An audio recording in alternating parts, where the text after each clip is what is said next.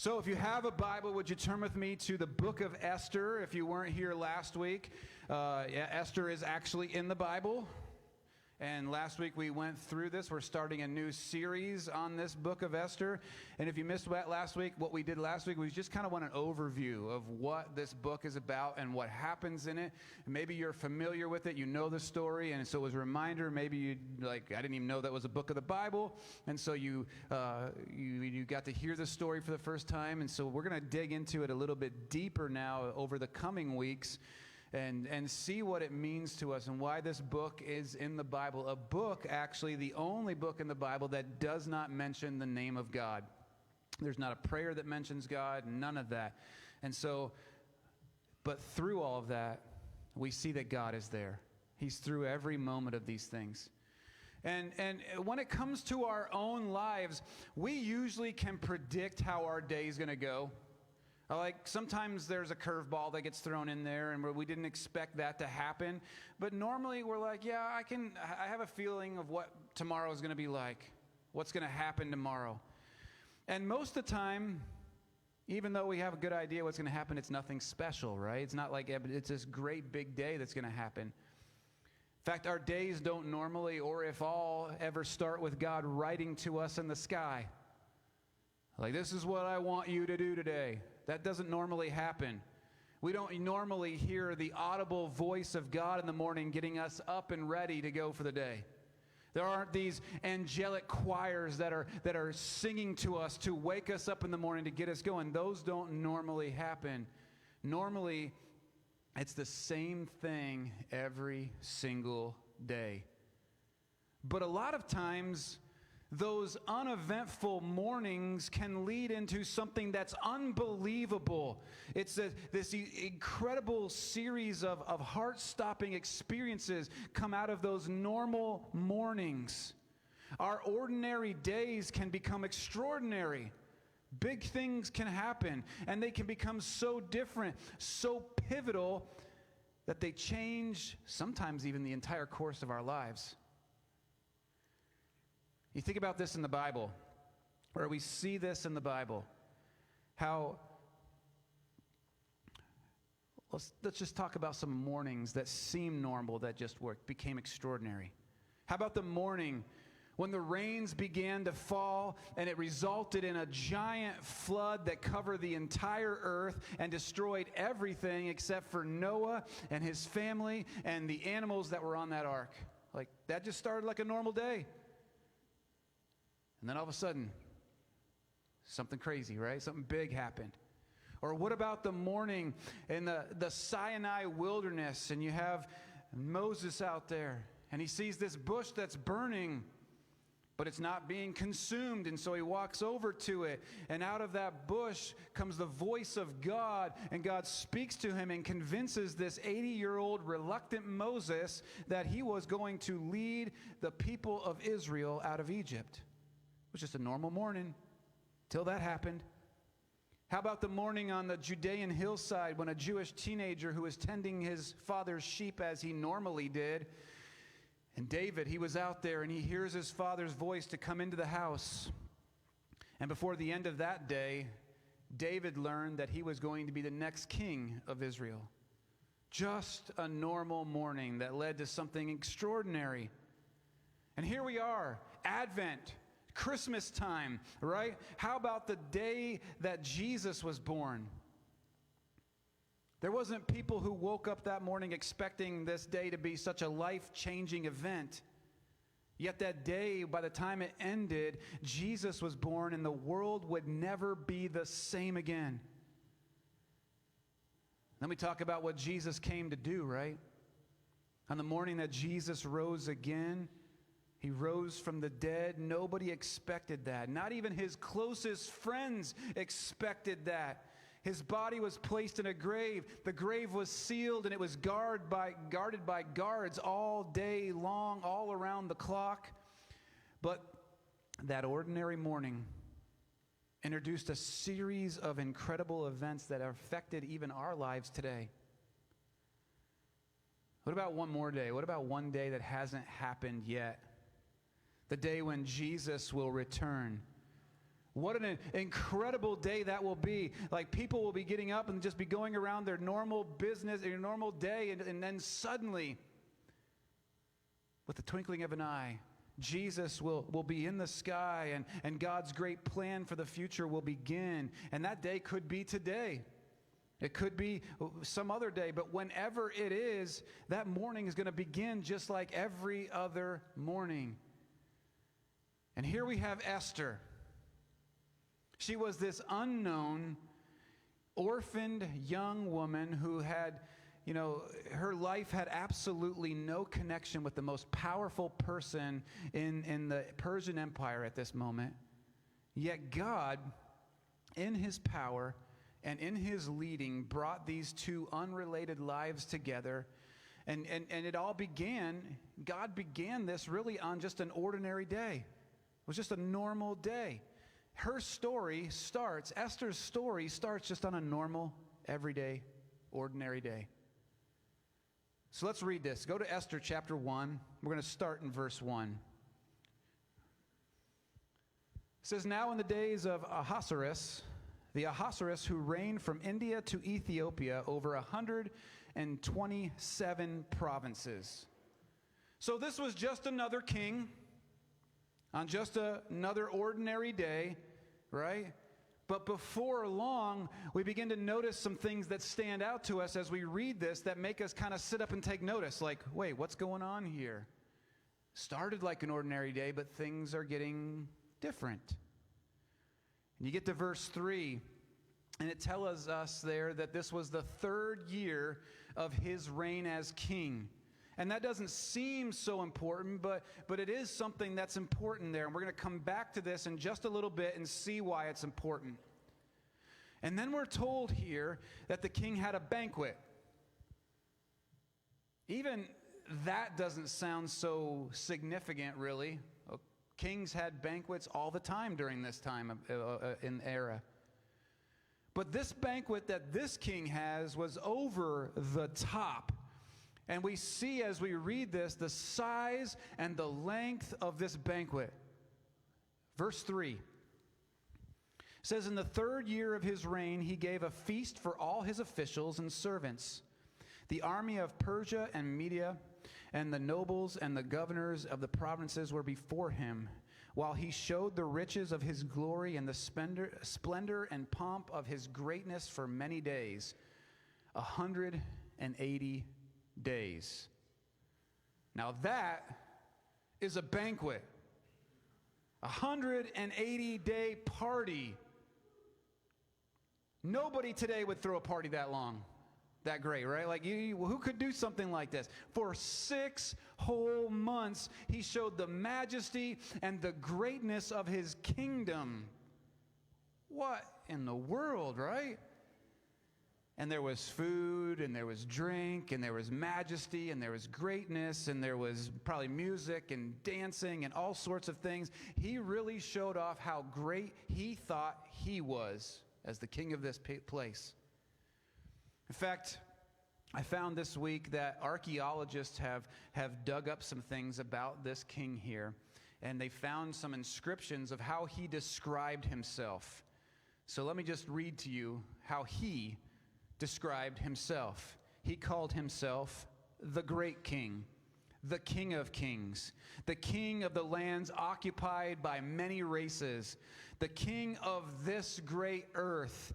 He definitely thought that he was the greatest king ever, all time. And it's like, if that wasn't enough here, all of this, once this banquet was finished, he goes right into another one. Look at verse 5.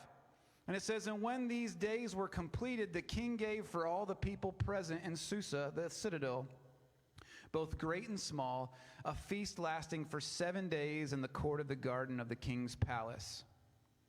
So now, after 6 months of partying, he invites everybody into this banquet that lasts 1 whole week, 7 days.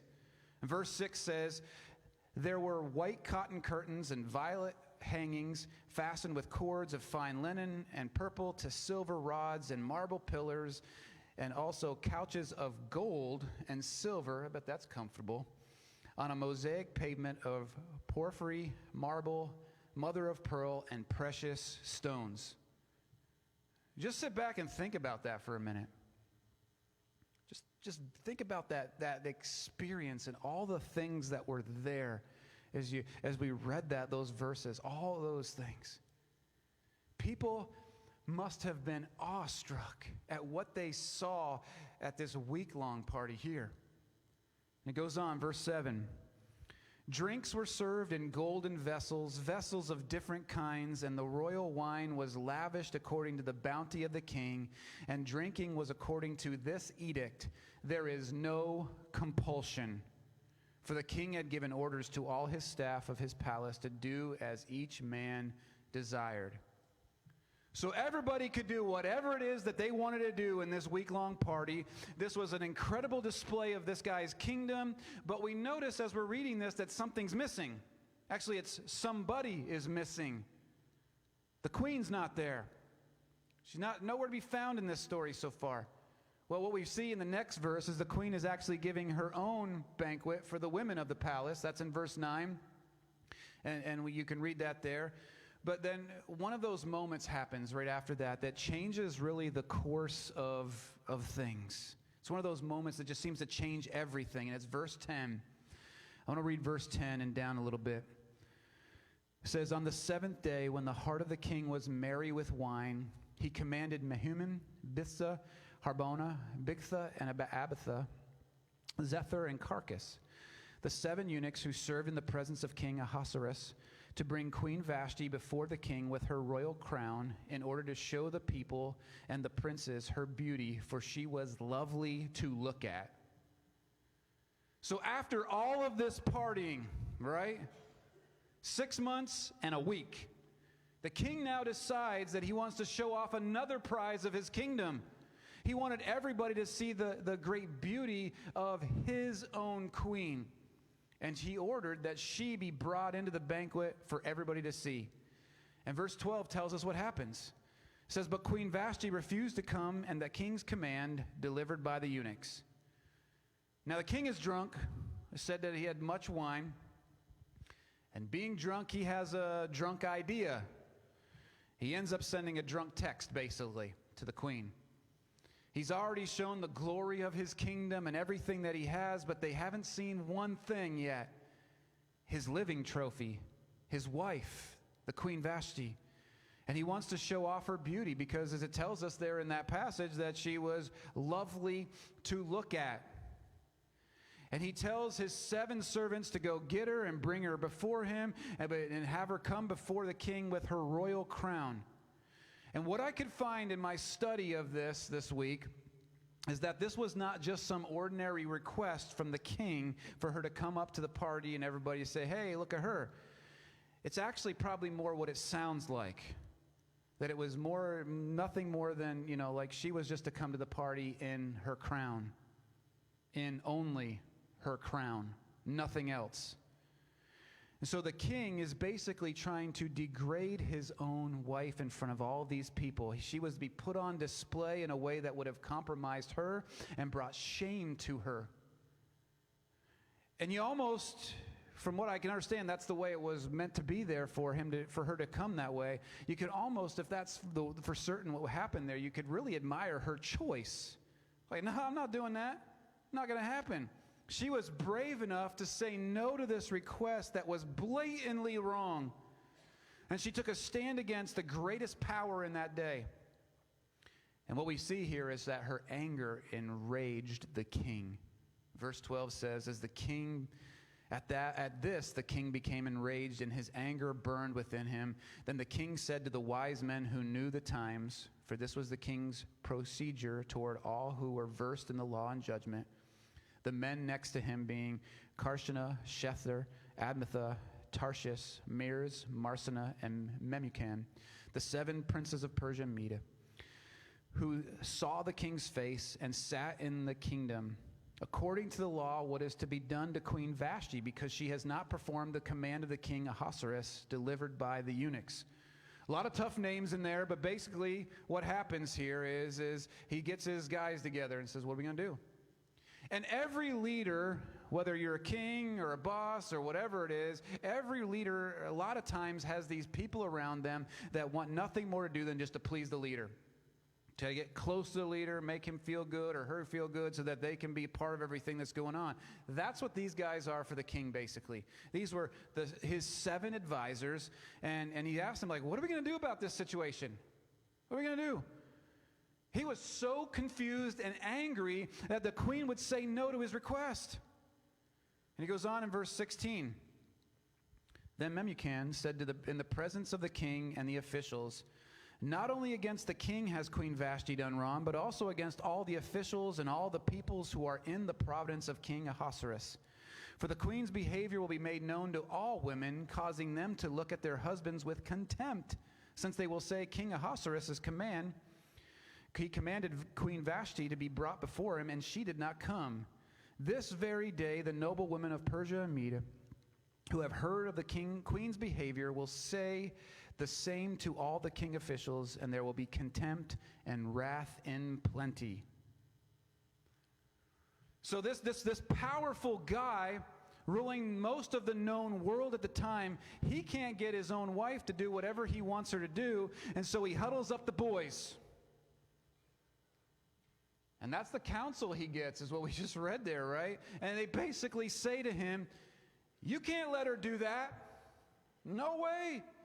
You know, if word of this gets out to the kingdom, then all of the other women are going to do the same thing.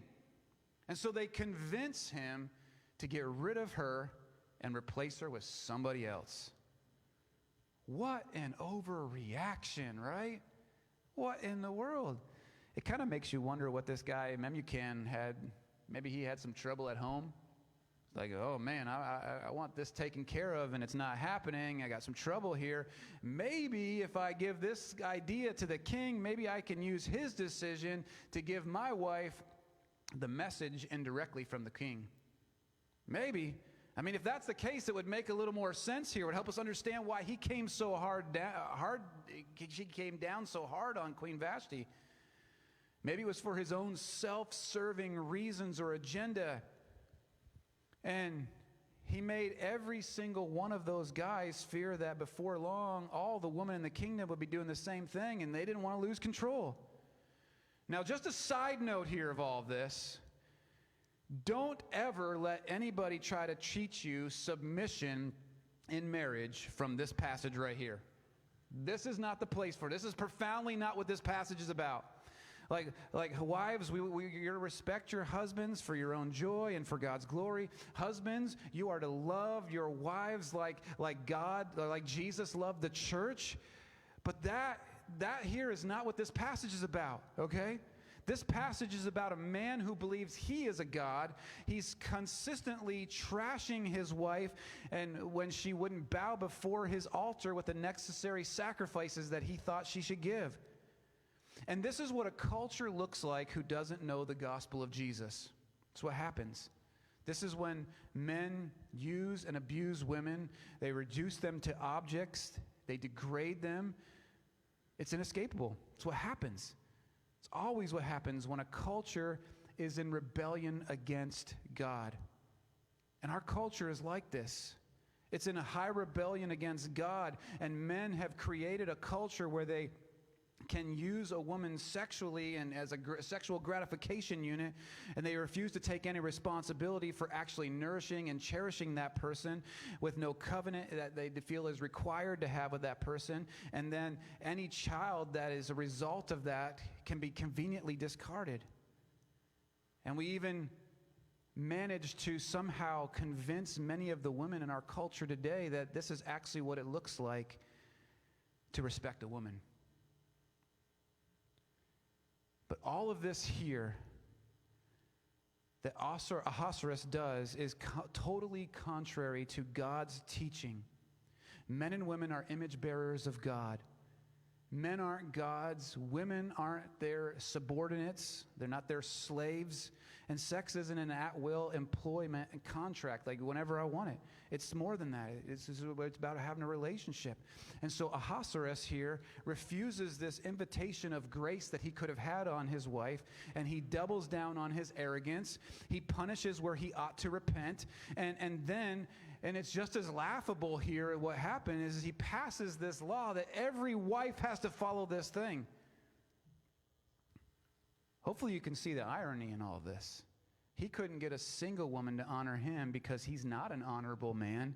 And now he thinks he can decree that all women will have to follow this and listen to him. And so they send out this decree and explaining everything that had happened and what wouldn't happen again, right? Nobody's going to be doing this stuff, and it goes out to the whole empire. It's the equivalent of a tweet, right, with lots of capitalized words and exclamation points and all those kind of things. And they end up publicizing this embarrassing event. And you may be thinking, we've been spending all this time here this morning. What does this have to do with anything? Where is Esther in all of this? All we've seen so far is this huge party and a drunken king that's 6 months and a week with a blatant display of their fleshly appetites, their carnal appetites, and it's by a bunch of insecure, frustrated men. Well, remember, God not only moves in mysterious ways, but he moves in the normal, everyday days. Even in this crazy scene right here that we've been looking at, God is still at work. He's working in this. In fact, verse 19 shows us this, because his advisor gives us this suggestion here, and he says in verse 19 that Vashti is never again to come before King Ahasuerus, and let the king give her royal position to another who is better than she. So out goes Vashti, and here comes the opportunity for Esther to come in. And depending on which translation you're reading, remember I told you this last week, but it's either Ahasuerus or you have Xerxes. Same person, just different names from different cultures and translations. But here we go. At this moment, though, when all of this is happening, Esther has no idea that this is happening. No clue that this is going on. She doesn't know anything about this royal edict that's taken place that sets in motion all of these things that's going to totally change her own life. Esther is just out there living her life. She's just having ordinary day after ordinary day after ordinary day, but she's about to be in for a big surprise. And I think Proverbs chapter 21, verse 1 really shows us what's happening here with all of this in chapter 1. And it says that the king's heart is a stream of water in the hand of the Lord. He turns it wherever he will. See, the king here in chapter 1 is trying to show the whole world that he is king of everything, that he is great. And he does this for 6 months. But we see here, and we see all this, that he's actually really just a channel in the hands of God Almighty. God is doing something even in the midst of this. And we tend to think that if God is really engaged in our world, if God is really working in our lives and in our world today, that he will change things within the next hour. And if not the next hour, I'll give you 2. Okay, maybe not 2, but you got to finish it by today, God. Okay, how about the end of the week? You know, we put those limits on God. You got to do this by then. You got to do this by then. And what we find out in Scripture is that God is not a slave to our time frames. And that's tough, because we really want him to be. It would be really convenient for us if he was. And compared to how we do things, it seems like God is extremely deliberate and painfully slow. But that's just according to our time frames and the way that we work. But this is what we need to understand here. When we worry about what's happening in our lives or what's happening in the lives of people we care about, And we feel that God he's just got to go a lot faster. He's got to get on this thing right now. Do it now, God. When it seems like things aren't happening in our lives or in the lives of people we care about, God still is at work. He is doing something. He is at work. And if he's able to move the hearts of kings like little channels of water wherever he wants, then he is able to reshape and rechannel the lives that we think are unreachable. That's who he is. He is at work. Now go to chapter 2. Chapter 2, verse 1. It says, after these things, when the anger of King Ahasuerus had abated, he remembered Vashti and what she had done and what had been decreed against her. It says here, after these things. Like, after what things? What is these things? Is it just the events of chapter 1? Like, chapter 1 tells us the beginning of Esther. At the beginning of Esther is when the king has been reigning for 3 years, okay? So that's what it said at the beginning of chapter 1. I told you to remember that. He'd been reigning for 3 years as king.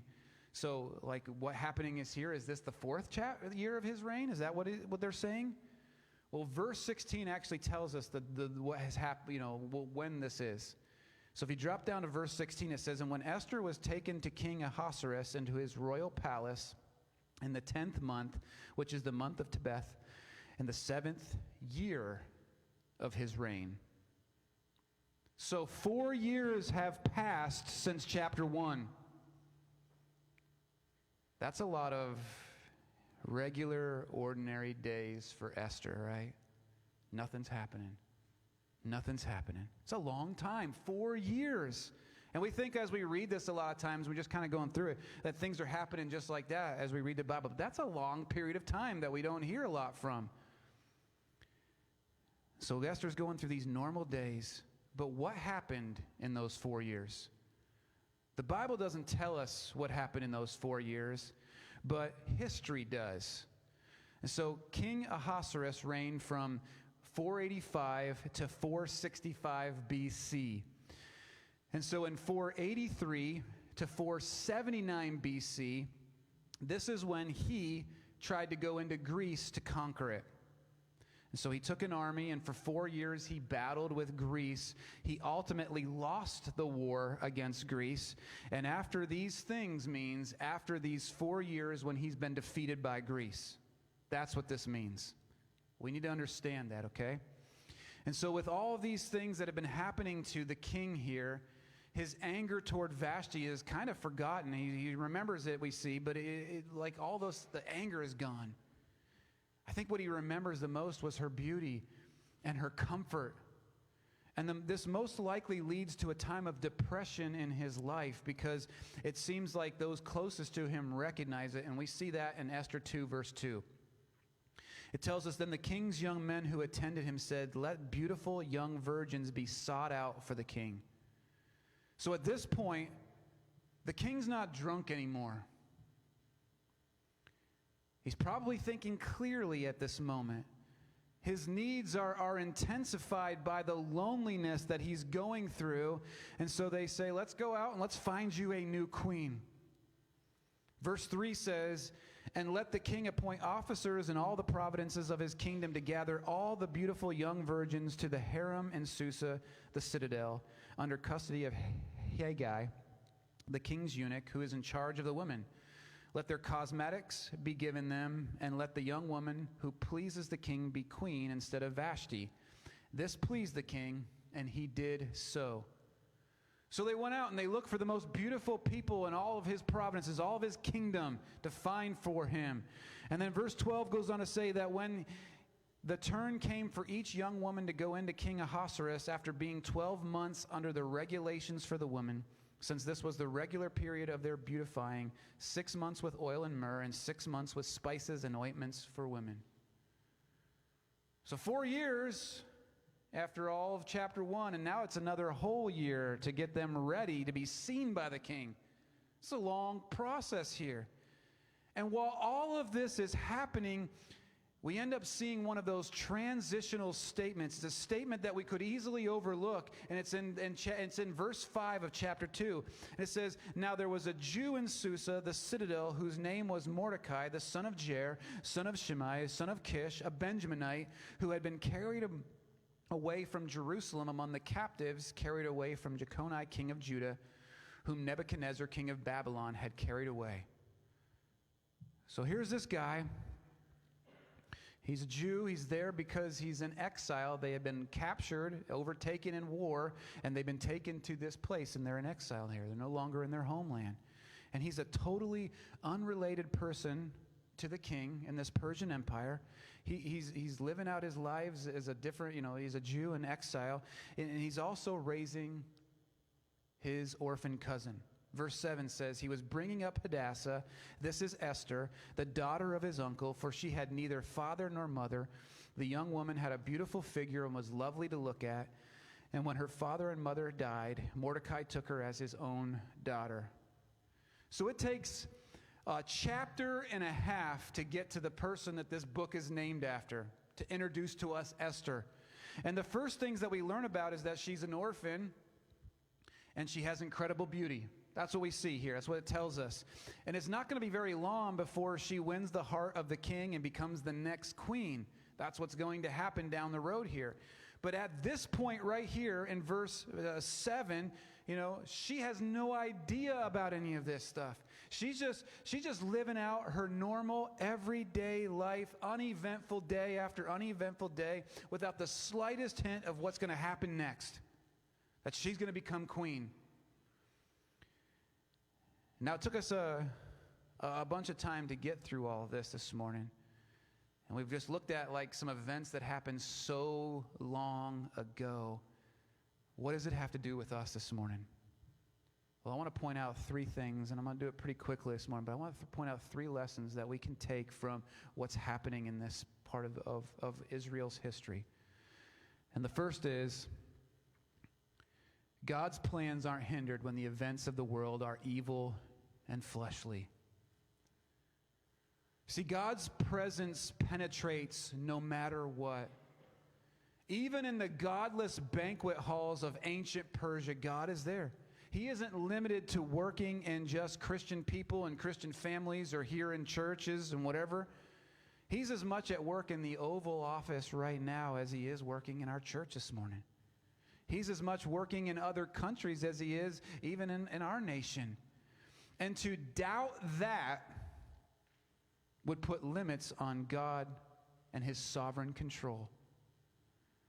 And when we doubt those things, that he's working in every area, in every place, we can easily stop caring about the involvement of the larger events that are happening outside of our little comfort zones. We just don't care. We lose care. And when that happens and we lose care because we don't think God can work in those situations, we stop being salt and light in the world. That's what I wanted to say. We stop being salt and light in the world. We don't show Jesus in places because God's not working there, if that's what we think. But I'm here to tell you this morning, this is what we see here in Esther chapter 1 and Esther chapter 2, is that God is at work. He is working in the midst here. He's working in people's lives. He's even shaping kingdoms. And he's never surprised by what people may do or what they have done. And just because actions and motives happen to be evil and fleshly or even unfair to us, it doesn't mean that God isn't present in that and that he is not working. Because that's exactly what he's doing. He is there and he is working through these things. He isn't causing the evil things to happen, the unfair events to happen, but he's still working in the midst of those things. He's working his ways. The second thing we see from this, is that God's purposes aren't frustrated by moral failures. And let me tell you something. This is so encouraging here, okay? That God's purposes aren't frustrated by moral failures, especially when we have failed morally. Take a minute to think about, and I asked you to do this earlier, but take a minute to think about all of the crazy things that were happening in that banquet hall for 6 months and then the next one for 1 week. Just think about all those things. That was so many, many years ago that this happened. But there was like the lust in the mind of the king who wanted to display his wife for his fleshly desires and pleasures for himself and for all those that were there. At the crazy party, he had the decision that the king makes to divorce Vashti. And it was all because she wouldn't cooperate with him. But in spite of all of those things that were happening in those horrible events there, God's purposes weren't frustrated. It didn't stop God from doing what he was going to do. And you know what? They aren't in your life either. How do I know that? Well, it's because God is a God who applies grace to the long view of life. He sees it all. He knows what's going on. Now, when we have wrong actions, we do wrong actions in our life, they grieve God. Wrong actions, sinful actions have serious consequences. They follow those actions. That's what happens. But no amount of wrong frustrates God's sovereign purposes. He is God, and he is a God of great grace. Now, that doesn't mean that we should go headlong and doing whatever we want. And the wrong choices, sinful choices. We can't say, well, it doesn't matter because, God will turn it all, and he'll take care of it. No, we've already said that there are consequences that follow those wrong actions. But what we need to see is that we need to follow God with our lives, trust God. But when we end up, and sometimes we make mistakes, when we blow it, God's grace is there. And then the third thing is, God's people aren't excluded from God's plan because of a handicap or because of hardship in their life. See, Esther, she was a Jew from a foreign land. She didn't want to be here in this place. She was in exile, right? She was forced to be there. She was an orphan. She'd lost both of her parents. She wasn't even close to being a queen. Yet none of that kept her from the place where God wanted her to be, where God moving her into the place that he needed her to be. And this makes me think of another couple who God used as we're talking about Christmas, or we're in that Christmas season, right? There was this young couple who made a long journey from their hometown. They found that there was no place to stay. And in the middle of the night, the angels declared, Emmanuel, God with us. And Joseph and Mary were the ones that God chose to be the ones who would parent, who would be a part of the birth of the Messiah, Jesus. And Jesus didn't come from the wealth. He didn't come from kings or royalty. But their son was the true King of kings and the true Lord of lords. The thing that Ahasuerus thought he was, which he found out he really wasn't. But here Jesus is. And so let me ask you this morning, where are you today on your journey? Where are you? Are you discounting the significance of your days? It just seems like it's one ordinary day after another day. It's just a normal day, nothing big, nothing exciting. Are you longing for something more instead of rejoicing right where you're at? It's easy for us to do. Are you wondering maybe what good can come from all that you have to, that you're going through, that you have to live with in your life? Like, what can happen? How can any good come from this? Are you wondering about the kids that you can't handle in your life, or the marriage that lacks any harmony, or the pain and the pressure of life that just seems to have no purpose? Are those things running through your mind? I want to tell you this morning that God's hand isn't too short that he can't save, nor is he too busy to hear you.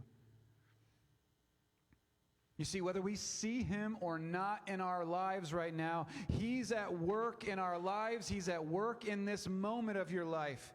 Whether you see him or not, he's there. God specializes in turning those boring, everyday, mundane things and turns them into something meaningful. That's what he does.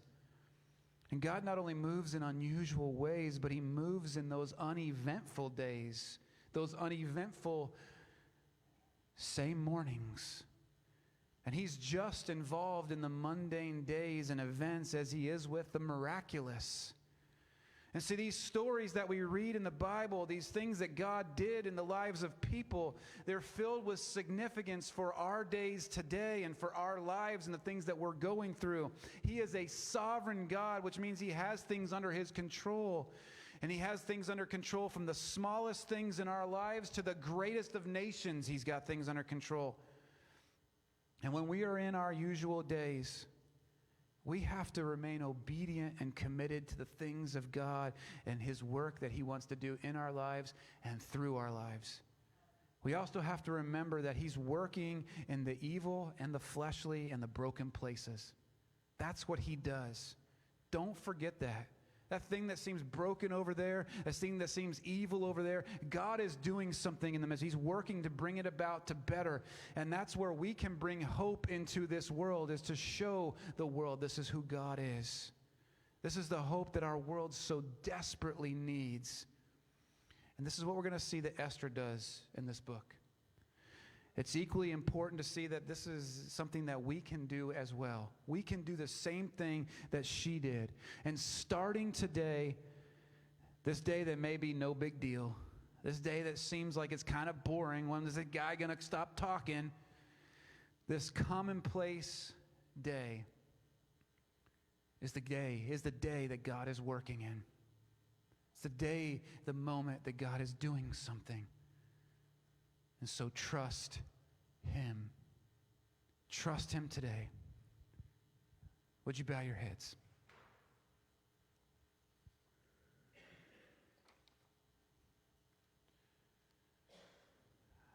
I don't know what you're going through it completely. I know some people's stories and what they're facing in their lives, and for some I don't know everything or know really any. But I want you to know that God knows. He knows what's going on.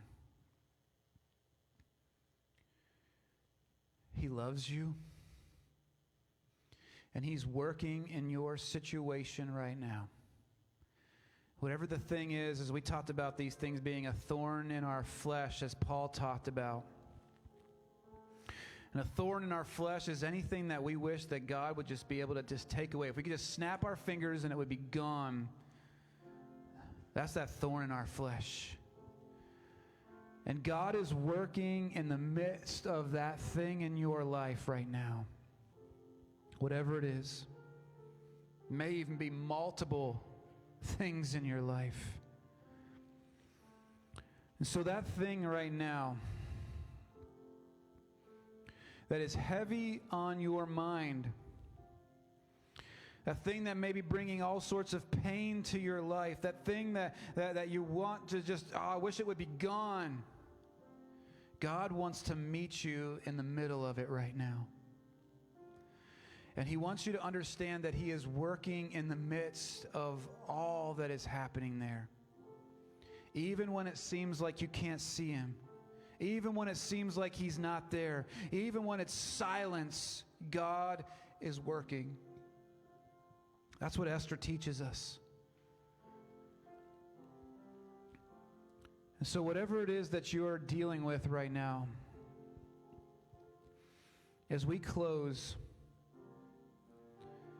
I want you to begin to just say, God, I want to see You in the midst of this. Will You show me what You're doing? Get by the why and ask the what. God, what are You doing? What are You working in my life right now? What are You working in other people's lives? How do You want me to pray?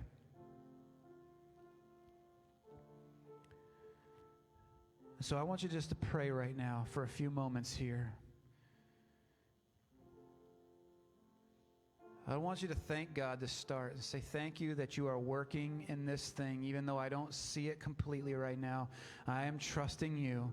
Help me to walk according to Your ways and Your plans and Your purposes in this.